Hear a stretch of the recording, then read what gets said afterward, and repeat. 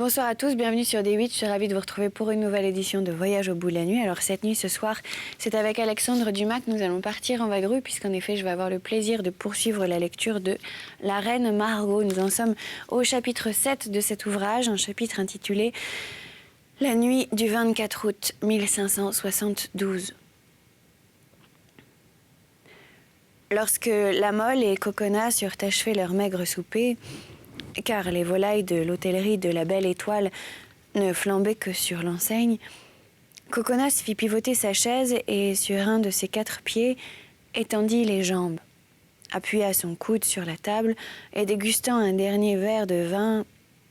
« Est-ce que vous allez vous coucher incontinent, monsieur de la Mole ?» demanda-t-il. « Ma foi, j'en aurais grande envie, monsieur, car il est possible qu'on vienne me réveiller dans la nuit. » « Et moi aussi, » dit Coconnas. « Mais il me semble en ce cas qu'au lieu de nous coucher et de faire attendre ceux qui doivent nous envoyer chercher, nous ferions mieux de demander des cartes et de jouer. Cela a fait qu'on nous trouverait tout préparé. »«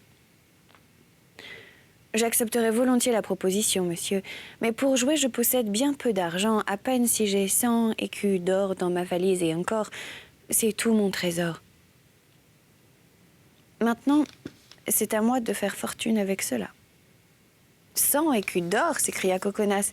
« Et vous vous plaignez, mordi, mais moi, monsieur, je n'en ai que 6. »« Allons donc, reprit la Mole, je vous ai vu tirer de votre poche une bourse qui m'a paru non seulement fort ronde, mais on pourrait même dire quelque peu boursouflée. »« Ah, ceci, dit Coconnas, c'est pour éteindre une ancienne dette que je suis obligé de payer à un vieil ami de mon père, que je soupçonne d'être comme vous, tant soit peu huguenot. »« Oui, il y a là 100 nobles à la rose, continua Coconnas en frappant sur sa poche, mais ces 100 nobles à la rose appartiennent à maître Mercandon. Quant à mon patrimoine personnel, il se borne, comme je vous l'ai dit, à 6 écus. » Comment jouer alors? Et c'est précisément à cause de cela que je voulais jouer. D'ailleurs, il m'était venu une idée. Laquelle? Nous venons tous deux à Paris dans un même but, oui. Nous avons chacun un protecteur puissant, oui.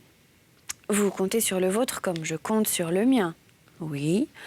Eh bien, il m'était venu dans la pensée de jouer d'abord notre argent, puis la première faveur qui nous arrivera, soit de la cour, soit de notre maîtresse. En effet, c'est fort ingénieux, dit la Mole en souriant.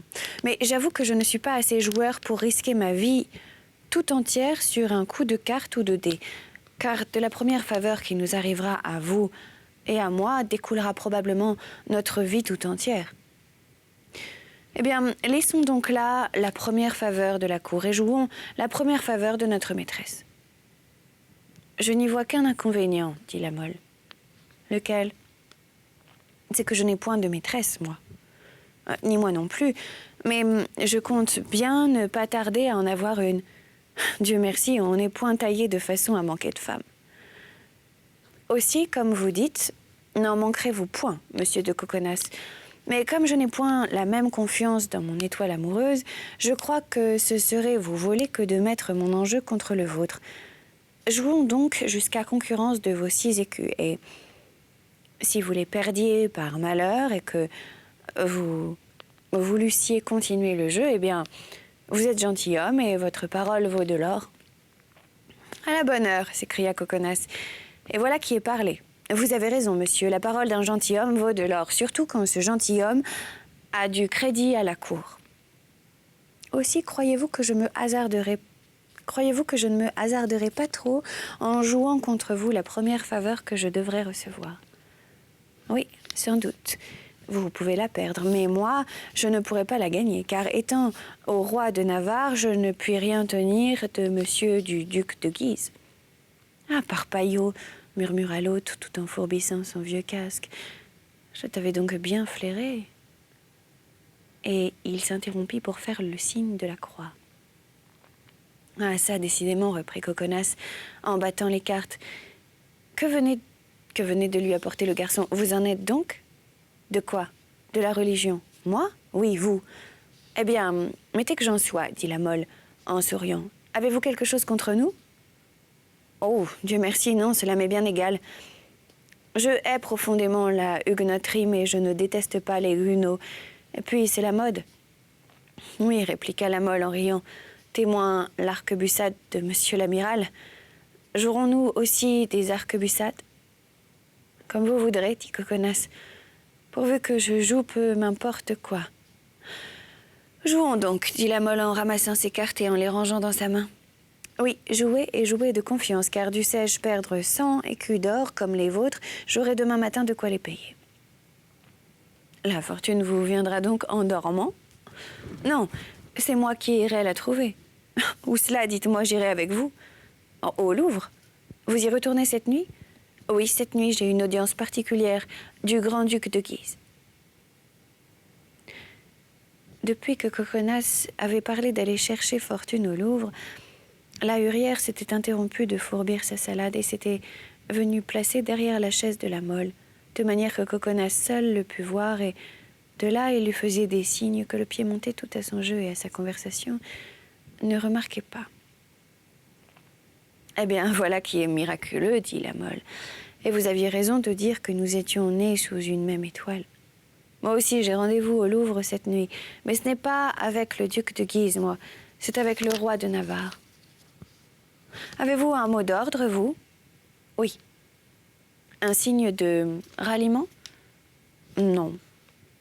Eh bien, j'en ai un, moi. Mon mot d'ordre est... À ces paroles du pied monté, la Hurière fit un geste si expressif, juste au moment où l'indiscret gentilhomme relevait la tête, que Coconas s'arrêta pétrifié bien plus de ce geste encore que du coup par lequel il venait de perdre 3 écus. En voyant l'étonnement qui se peignait sur le visage de son partner, la Mole se retourna. Mais il ne vit pas grand-chose que son hôte derrière lui, les bras croisés et coiffé de la salade qu'il lui avait vu fourbir l'instant auparavant. « Qu'avez-vous donc ?» dit la Mole à Coconas. Coconas regardait l'hôte et son compagnon sans répondre, car il ne comprenait rien au geste redoublé de maître la Hurière. La Hurière vit qu'il devait venir à son secours. « C'est que, dit-il rapidement, j'aime beaucoup le jeu, moi, et comme je m'étais rapproché pour voir le coup sur lequel vous venez de gagner, monsieur m'aura vu coiffé en guerre et cela l'aura surpris de la part d'un pauvre bourgeois. » Bonne figure, en effet, s'écria la Mole en éclatant de rire. Eh, monsieur, répliqua la Hurière avec une bonhomie admirablement jouée et un mouvement d'épaule plein du sentiment de son infériorité. Nous ne sommes pas des vaillants, nous autres, et nous n'avons pas la tournure raffinée. C'est bon pour les braves gentilshommes comme vous de faire reluire les casques dorés et les fines rapières. Et pourvu que nous montions exactement notre garde... Ah, dit la Mole en battant les cartes à son tour. Vous montez votre garde? Eh, mon Dieu, oui, monsieur le comte, je suis sergent d'une compagnie de milice bourgeoise. Et cela dit, tandis que la Mole était occupée à donner les cartes, la Hurière se retira en posant un doigt sur ses lèvres pour recommander la discrétion à Coconas, plus interdit que jamais. Cette précaution fut cause sans doute qu'il perdit le second coup presque aussi rapidement qu'il venait de perdre le premier. « Eh bien, dit la Mole, voilà qui fait juste vos 6 écus. Voulez-vous votre revanche sur votre fortune future? » Volontiers, dit Coconas, volontiers. Mais avant de vous engager plus avant, ne me disiez-vous pas que vous aviez rendez-vous avec monsieur de Guise? Coconas tourna ses regards vers la cuisine et vit les gros yeux de la Hurière qui répétaient le même avertissement. « Oui, dit-il, mais il n'est pas encore l'heure. D'ailleurs, parlons un peu de vous, monsieur de la Mole. Oh, nous ferions mieux, je crois, de parler du jeu, mon cher monsieur de Coconas, car ou je me trompe fort, ou me voilà encore en train de vous gagner 6 écus. Oh, mordi, c'est la vérité. Oh, on me l'avait toujours dit que les huguenots avaient du bonheur au jeu. J'ai envie de me faire huguenot, le diable m'emporte. » Les yeux de la Hurière étincelèrent comme 2 charbons. Mais Coconas, tout à son jeu, ne les aperçut pas. « Faites, comte, faites !» dit la Mole, « et quoique la façon dont la vocation vous est venue soit singulière, vous serez le bien reçu parmi nous. » Coconas se gratta l'oreille. « Si j'étais sûr que votre bonheur vient de là, dit-il, je vous réponds bien, car enfin, je ne tiens pas énormément à la messe, moi, et dès que le roi n'y tient pas non plus... Et puis, c'est une si belle religion, dit la Mole, si simple, si pure. Et puis, elle est à la mode, dit Coconas, et puis, elle porte bonheur au jeu, car le diable m'emporte, il n'y a d'as que pour vous, et cependant, je vous examine depuis que nous avons les cartes aux mains. Vous jouez franc jeu, vous ne trichez pas, il faut que ce soit la religion. Vous me devez 6 écus de plus, dit tranquillement la Mole. Ah, comme vous me tentez, dit Coconas, et si cette nuit je ne suis pas contente de monsieur de Guise, eh bien, demain je vous demande de me présenter au roi de Navarre. Et soyez tranquille, si une fois je me fais huguenot, je serai plus huguenot que Luther, que Calvin, que Mélenchon, et que tous les réformistes de la terre. Chut, chut, dit la Mole, vous allez vous brouiller avec notre hôte. Oh, c'est vrai, dit Coconas en tournant les yeux vers la cuisine. Mais non, il ne nous écoute pas, il est trop occupé en ce moment. Que fait-il donc, dit la Mole, qui, de sa place, ne pouvait l'apercevoir. Il cause avec... Le diable m'emporte, c'est lui. Qui, lui? Cette espèce d'oiseau de nuit avec lequel il causait déjà quand nous sommes arrivés. L'homme au pourpoint jaune et au manteau amadou. Mordi, quel feu il y met. Et dites donc, maître la Hurière, est-ce que vous faites de la politique par hasard? Mais cette fois, la réponse de maître la Hurière fut un geste si énergique et si impérieux que, malgré son amour pour un carton peint, Coconas se leva et alla à lui. « Qu'avez-vous donc » demanda la Mole. « Vous demandez du vin, mon gentilhomme » dit la Hurière, saisissant vivement la main de Coconas. « On va vous en donner. Grégoire, du vin à ces messieurs. » Puis à l'oreille, « Silence, silence » lui glissa-t-il. « Silence sur votre vie et congédiez votre compagnon. » La Hurière était si pâle, l'homme jaune si lugubre, que Coconas ressentit comme un frisson, et se retournant vers la Mole, « Mon cher monsieur de la Mole, lui dit-il, je vous prie de m'excuser, voilà 50 écus que je perds en un tour de main, je suis en malheur ce soir et je craindrais de m'embarrasser. » Ah, fort bien, monsieur, fort bien, dit la Mole à votre aise. D'ailleurs, je ne suis point fâchée de me jeter un instant sur mon lit. Maître la Hurière? Monsieur le comte? Si l'on venait me chercher de la part du roi de Navarre, vous me réveilleriez. Je serais tout habillée, par conséquent vite prêt. C'est comme moi, dit Coconas. Pour ne pas faire attendre son Altesse un seul instant, je vais me préparer le signe. Maître la Hurière, donnez-moi des ciseaux et du papier blanc.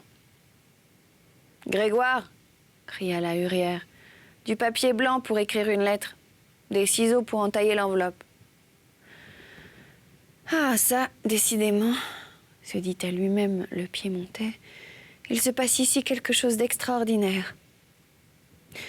Bonsoir, monsieur de Coconas, dit la Mole. Et vous, mon hôte, faites-moi l'amitié de me montrer le chemin de ma chambre. Bonne chance, notre ami. Et la Mole disparut dans l'escalier tournant suivi de la Hurière. Alors, l'homme mystérieux saisit à son tour le bras de Coconas et l'attirant à lui, il lui dit avec volubilité « Monsieur, vous avez failli révéler 100 fois un secret duquel dépend le sort du royaume. Dieu a voulu que votre bouche fût fermée à temps. Un mot de plus et j'allais vous abattre d'un coup d'arquebuse. Maintenant, nous sommes seuls, heureusement. Écoutez. Mais qui êtes-vous pour me parler avec ce ton de commandement? Demanda Coconas. Avez-vous par hasard entendu parler du sire de Maurevel? Le meurtrier de l'amiral? Et du capitaine de Mouy? Oui, sans doute. Eh bien, le sire de Maurevel, c'est moi. Oh! Oh, fit Coconas. Écoutez-moi donc. Mordi, je crois bien que je vous écoute. Chut, fit le sire de Maurevel en portant son doigt à sa bouche. Coconas demeura l'oreille tendue. Chut. On entendit en ce moment l'autre fermer la porte d'une chambre, puis la porte du corridor, y mettre les verrous et revenir précipitamment du côté des deux interlocuteurs. Et il offrit alors un siège à Coconas, un siège à Maurevel, et en prenant un troisième pour lui. « Tout est bien clos, dit-il, monsieur de Maurevel. Vous pouvez parler. » 11 heures sonnaient en Saint-Germain. En Saint-Germain-l'Auxerrois. Maurevel compta l'un après l'autre chaque battement de marteau qui retentissait vibrant et lugubre dans la nuit. Et quand le dernier se fut éteint dans l'espace. « Monsieur, dit-il, en se retournant vers Coconas, tout hérissé à l'aspect des précautions que prenaient les deux hommes. « Monsieur, êtes-vous bon catholique ?»« Mais je le crois, répondit Coconas. « Monsieur, continua Maurevel, êtes-vous dévoué au roi ?»« De cœur et d'âme. Je crois même que vous m'offensez, monsieur, en m'adressant une pareille question. Nous n'aurons pas de querelle là-dessus. Seulement, vous allez nous suivre. Où cela? Peu vous importe, laissez-nous vous conduire. Il y va de votre fortune et peut-être de votre vie. Je vous préviens, monsieur, qu'à minuit, j'ai affaire au Louvre. C'est justement là que nous allons. Monsieur de Guise m'y attend. Nous aussi. Mais j'ai un mot de passe particulier, continua Coconas, un peu mortifié de partager l'honneur de son audience avec le sire de Maurevel et maître la Hurière. Nous aussi. Mais j'ai un signe de reconnaissance. Maurevel sourit, tira de dessous son pourpoint une poignée de croix en étoffe blanche, en donna une à la Hurière, une à Coconas et en prit une pour lui. La Hurière attacha la sienne à son casque, Maurevel en fit autant de la sienne à son chapeau. « Oh, ça, dit Coconas stupéfait.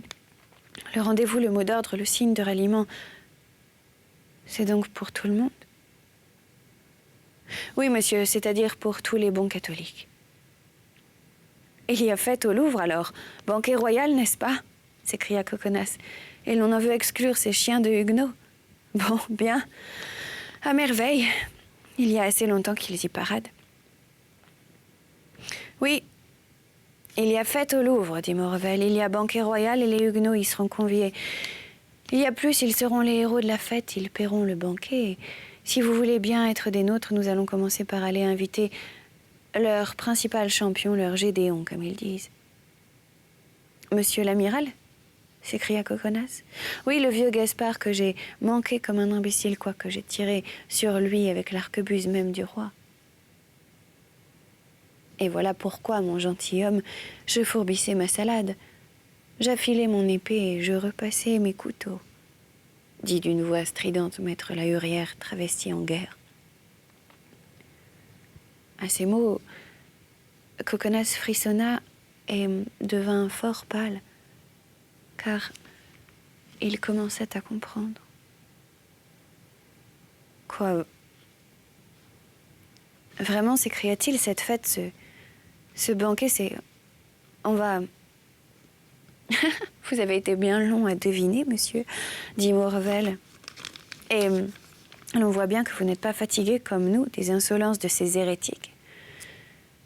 Et vous prenez sur vous, dit-il, d'aller chez l'amiral et de... Maurevel sourit et attirant Coconas contre la fenêtre. Regardez, dit-il. Voyez-vous, sur la petite place au bout de la rue derrière l'église, cette troupe qui se range silencieusement dans l'ombre. Oui. Les hommes qui composent cette troupe ont, comme maître la Hurière, vous et moi, une croix au chapeau. Eh bien, ces hommes, c'est une compagnie de Suisse des petits cantons commandés par Tocquenot. Vous savez que, messieurs, des petits cantons sont les compères du roi. Oh, fit Coconas. Maintenant, vous voyez cette troupe de cavaliers qui passe sur le quai. Reconnaissez-vous son chef? Comment voulez-vous que je le reconnaisse, dit Coconas tout frémissant. Je suis à Paris de ce soir seulement.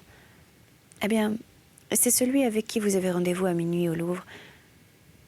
Voyez, il va vous y attendre. Le duc de Guise, lui-même. Ceux qui l'escortent sont Marcel, ex-prévôt des marchands, et Jean Charon, prévôt actuel.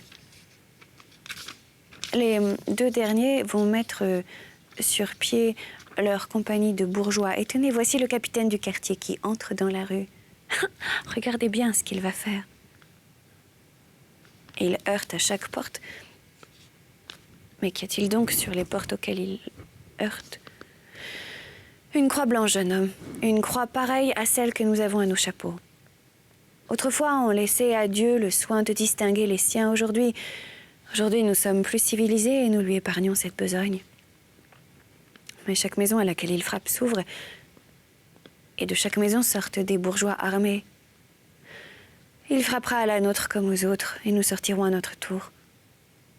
Mais, dit Coconas, tout ce monde sur pied pour aller tuer un vieil huguenot, mordi. C'est honteux. C'est une affaire d'égorgeurs et non de soldats. Jeune homme, dit Morvel, si les vieux vous répugnent, vous pourrez en choisir de jeunes. Il y en aura pour tous les goûts. Si vous méprisez les poignards, vous pourrez vous servir de l'épée, car les huguenots ne sont pas gens à se laisser égorger sans se défendre. Et vous le savez, les huguenots, jeunes ou vieux, ont la vie dure. Mais on les tuera donc tous, alors? S'écria Coconas. Tous. Par ordre du roi? Par ordre du roi et de monsieur de Guise. Et quand cela? Quand vous entendrez la cloche de Saint-Germain l'Auxerrois. Ah, c'est donc pour cela que cet aimable Allemand qui est à monsieur de Guise, comment l'appelez-vous donc? Monsieur de Bem. Oui, justement, c'est donc pour cela que monsieur de Bem me disait accourir au premier coup de tocsin. Vous avez donc vu monsieur de Bem? Je l'ai vu et je lui ai parlé. Où cela? Au Louvre. C'est lui qui m'a fait entrer, qui m'a donné le mot d'ordre, qui m'a... Regardez. Ah, mordi, c'est lui-même. Voulez-vous lui parler? Sur mon âme, je n'en serais pas fâchée. Morvel ouvrit doucement la fenêtre. Bem en effet passait avec une vingtaine d'hommes. Guise et Lorraine, dit Morvel. Bem se retourna et, comprenant que c'était à lui qu'on avait affaire, il s'approcha. Ah, c'est fou, monseigneur de Morvel. Oui, c'est moi. Que cherchez-vous? Je cherche l'auberge de la Belle Étoile pour prévenir un certain monsieur Coconas. Me voici, monsieur de Bem, dit le jeune homme. Ah bon, ah bien, vous êtes Bray. Oui. Que faut-il faire? Ce que vous dira monseigneur de Morvel, c'est un pont catholique. Vous l'entendez? Dit Morvel. Oui, répondit Coconas. Mais vous, monsieur de Bem, où allez-vous? Moi? Dit de Bem en riant. Oui, vous? Moi, je fais dire un petit mot à l'amiral. Dites-lui en deux, s'il le faut, dit Morvel. Et que cette fois, s'il se relève du premier, il ne se relève pas du second. Soyez tranquille, monsieur de Morvel, soyez tranquille et dressez-moi bien ce jeune homme-là. Oui, oui, n'ayez pas de crainte. Les Coconas sont de fins limiers et bons chiens, chasse de race. Adieu, allez. Et fou? Commencez toujours la chasse, nous arriverons pour la curer. De Bem s'éloigna et Morvel ferma la fenêtre. Vous l'entendez, jeune homme, dit Morvel. Si vous avez quelque ennemi particulier, quand il ne serait pas tout à fait huguenot, mettez-le sur la liste. Et il passera avec les autres. Coconas, plus étourdi que jamais de tout ce qu'il voyait et de tout ce qu'il entendait, regardait tour à tour l'hôte qui prenait des poses formidables et Morvel qui tirait tranquillement un papier de sa poche. Quant à moi, voilà ma liste, dit-il. 300. Que chaque bon catholique fasse cette nuit la 10e partie de la besogne que je ferai, et il n'y aura plus demain un seul hérétique dans le royaume. Chut, dit la hurière. Quoi? Répétèrent ensemble Coconas et Morvel. On entendit vibrer le premier coup de beffroi à Saint-Germain-l'Auxerrois. « Le signal !» s'écria Morvel. « L'heure est donc avancée. Ce n'était que pour minuit, m'avait-on dit. Tant mieux. Quand il s'agit de la gloire de Dieu et du roi, mieux vaut les horloges qui avancent que celles qui retardent. » En effet, on entendit tinter lugubrement la cloche de l'église. Bientôt, un premier coup de feu retentit et presque aussitôt, la lueur de plusieurs flambeaux illumina comme un éclair la rue de l'Arbre Sec. Coconas passa sur son front, sa main humide de sueur. « C'est commencé !»« C'est commencé !» s'écria Morvel. « En route !» Un moment, dit l'hôte, avant de nous mettre en campagne. Assurons-nous du logis, comme on dit à la guerre. Je ne veux pas qu'on égorge ma femme et mes enfants pendant que je serai dehors. Il y a un huguenot ici. Monsieur de la Mole, s'écria Coconas avec un soubresaut. Oui, le parpaillot s'est jeté dans la gueule du loup. Comment, dit Coconas, vous vous attaqueriez à votre hôte? C'est à son intention, surtout que j'ai repassé ma rapière. Oh, fit le Piémontais en fronçant le sourcil. Je n'ai jamais tué personne que mes lapins, mes canards et mes poulets, répliqua le digne aubergiste. Je ne sais donc trop comment m'y prendre pour tuer un homme. Eh bien, je vais m'exercer sur celui-là. Si je fais quelques gaucheries, au moins personne ne sera là pour se moquer de moi. Mordi, c'est dur, objecta Coconas. Monsieur de la Mole est mon compagnon. Monsieur de la Mole a soupé avec moi. Monsieur de la Mole a joué avec moi.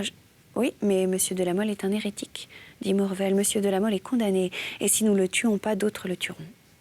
Sans compter, dit l'hôte, qu'il nous a gagné 50 écus. Qu'il vous a gagné, 50 écus. C'est vrai, dit Coconas, mais loyalement, j'en suis sûre. Loyalement ou non, il vous faudra toujours le payer, tandis que si je le tue, vous êtes quitte. Allons, dépêchons, messieurs, s'écria Morvel. Une arquebusade, un coup de rapière, un coup de marteau, un coup de chenet, un coup de ce que vous voudrez, mais finissons-en. Si vous voulez arriver à temps, comme nous avons promis, pour aider monsieur de Guise chez l'amiral. Coconas soupira. J'y cours, s'écria la hurière, attendez-moi. Mordi, s'écria Coconas.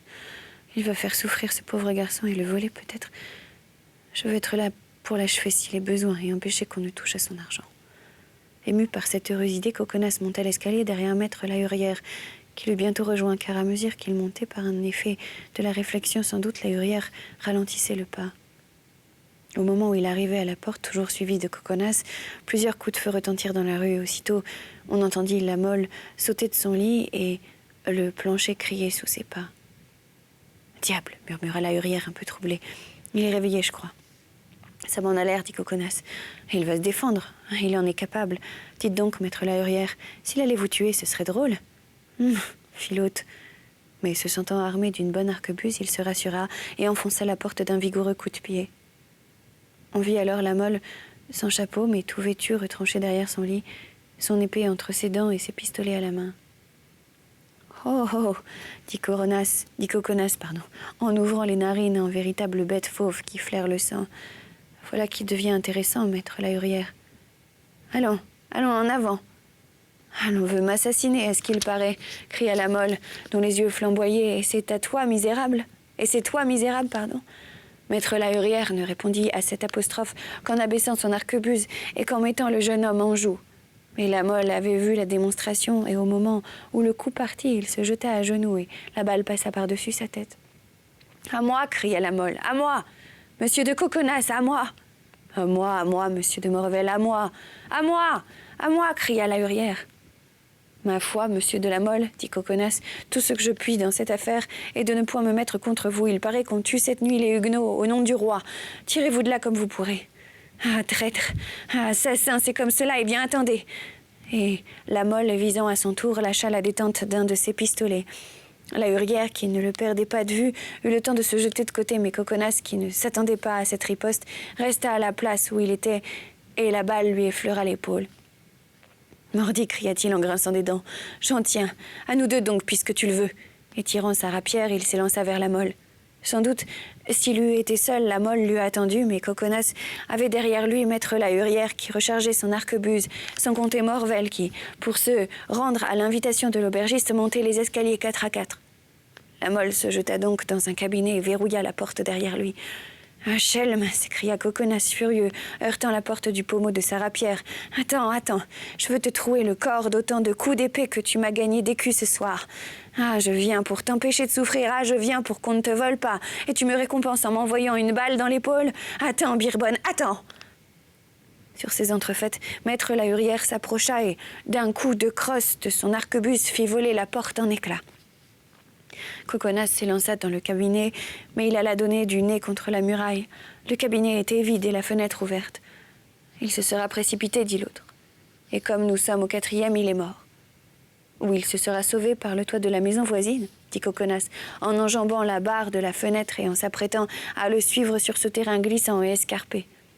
Mais Morvel et Lahurière se précipitèrent sur lui et le ramenant dans la chambre. « Êtes-vous fou ?» s'écrièrent-ils tous deux à la fois. « Vous allez vous tuer !»« Bah, dit Coconas, je suis montagnard, moi, et habitué à courir dans les glaciers. D'ailleurs, quand un homme m'a insulté une fois, je monterai avec lui jusqu'au ciel, ou je descendrai avec lui jusqu'en enfer, quelque chemin qu'il prit pour y arriver. Laissez-moi faire. »« Allons donc, dit Morvel. Ou il est mort, ou il est loin maintenant. Venez avec nous, et si celui-là vous échappe, vous en trouverez 1000 autres à sa place. » « Vous avez raison, hurla Coconas. Mort aux huguenots.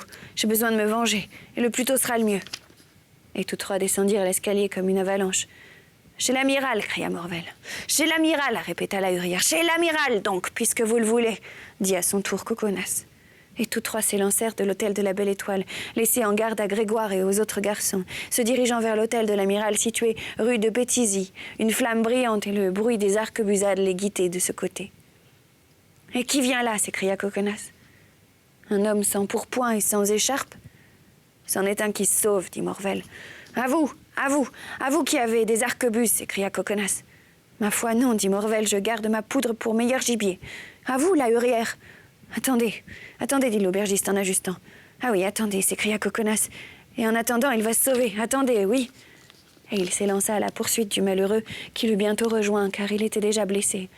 Mais au moment où, pour ne pas le frapper par derrière, il lui criait « Tourne, mais tourne donc !» Un coup d'arquebuse retentit, une balle siffla aux oreilles de Coconas, et le fugitif roula comme un lièvre atteint dans sa course la plus rapide par le plomb du chasseur. Un cri de triomphe se fit entendre derrière Coconas. Le piémontais se retourna et vit Lahurière agitant son arme. « Ah, cette fois, s'écria-t-il, j'ai étrenné au moins. »« Oui, mais vous avez manqué de percer l'outre en... »« Oui, mais vous avez manqué de me percer d'outre en outre, moi. »« Prenez garde, mon gentilhomme, prenez garde, » cria Lahurière. Coconas fit un bond en arrière. Le blessé s'était relevé sur un genou, et tout entier à la vengeance, il allait percer Coconas de son poignard au moment même où l'avertissement de son hôte avait prévenu le piémontais. « Ah, vipère !» s'écria Coconas. Et se jetant sur le blessé, il lui enfonça 3 fois son épée jusqu'à la garde dans la poitrine. « Et maintenant » s'écria Coconas, laissant le huguenot se débattre dans les convulsions de l'agonie, « chez l'amiral, chez l'amiral !»« Ah, mon gentilhomme, dit Morvel, il paraît que vous y mordez. »« Ma foi, oui, dit Coconas. Je ne sais pas si c'est l'odeur de la poudre qui me grise ou la vue du sang qui m'excite, mais mordi, je prends goût à la tuerie. C'est comme qui dirait une battue à l'homme. Je n'ai encore fait que des battues à l'ours ou au loup, et sur mon honneur, la battue à l'homme me paraît plus divertissante. » Et tous trois reprirent leur course. Voilà, c'est là-dessus que nous allons nous arrêter. C'était donc le chapitre 7 de la Reine Margot, intitulé « La nuit du 24 août 1572 ». Je vous remercie de nous avoir suivis. Je vous invite à nous retrouver sur les réseaux sociaux, #VBN. Et quant à moi, je vous dis à très bientôt sur notre chaîne pour de nouvelles aventures littéraires. Passez une très bonne nuit si vous vous réveillez, une excellente journée si vous vous couchez. C'est l'inverse, c'est pas grave. Salut.